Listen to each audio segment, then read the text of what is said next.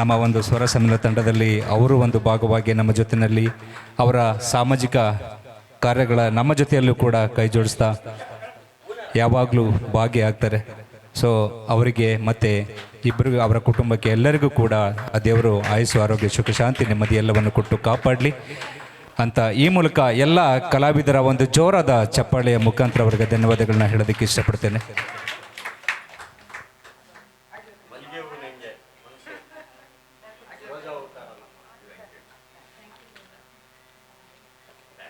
Thank you so much.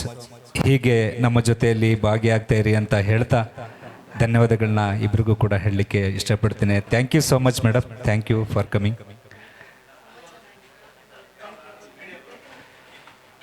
So ಹಾಗೆ ಮುಂದಿನ ಗೀತೆಯನ್ನು ಹಾಡೋದಕ್ಕೆ ಮುನೇಶ್ ಅವರು ವೇದಿಕೆ ಮೇಲೆ ಬರ್ತಾ ಇದ್ದಾರೆ.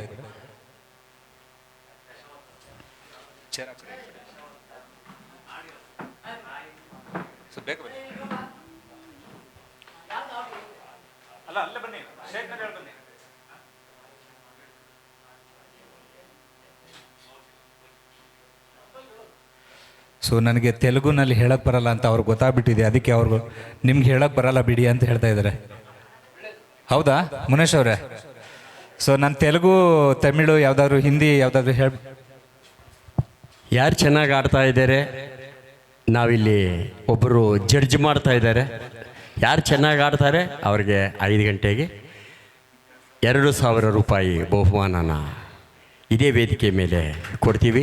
ಭರ್ಜರಿಯಾಗಿ ಸನ್ಮಾನ ಮಾಡಿ 2,000 ರೂಪಾಯಿ ಬಹುಮಾನ ಕೊಡ್ತೀವಿ. ಆದಷ್ಟು ಎಲ್ಲರೂ ಚೆನ್ನಾಗಾಡಿ. ಕೇಳಿಸಿದ್ಯಾ ಎಲ್ರಿಗೂ? ಈಗ ಒಂದು ಸ್ವಲ್ಪ ಹುಮ್ಮಸ್ ಬರ್ತಾ ಇದೆ ಅಂದ್ಕೊಂಡಿದ್ದೀನಿ. ಆಮೇಲೆ ಜೊತೆ ಹಾಡೋದ್ರ ಜೊತೆಗೆ ಆ್ಯಕ್ಟಿವಿಟಿ ಇದ್ರೂ ಇನ್ನೂ ತುಂಬ ಒಳ್ಳೆಯದು. ಸೊ ಎಲ್ಲರಿಗೂ ಶುಭವಾಗಲಿ. 2,000 ರೂಪಾಯಿ ಯಾರು ಗೆಲ್ತೀರ ಅಂತ ನಾನು ಕೂಡ ಕಾದು ನೋಡ್ತಾ ಇರ್ತೀನಿ.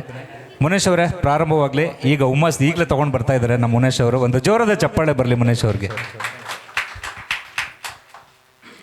ಹೇಳಿದ್ರೆ ಈಗಲೇ ಹೇಳ್ಬೇಕಾ? ನನಗೆ ಈಗ ಜೀವ ತಣ್ಣಗಾಗೋಯ್ತು, ಈಗ ಏನಪ್ಪ ಮಾಡೋದು ಅಂತ.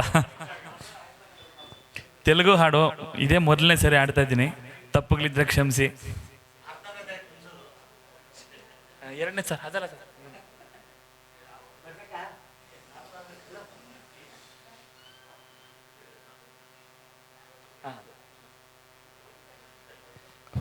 ಹಲೋ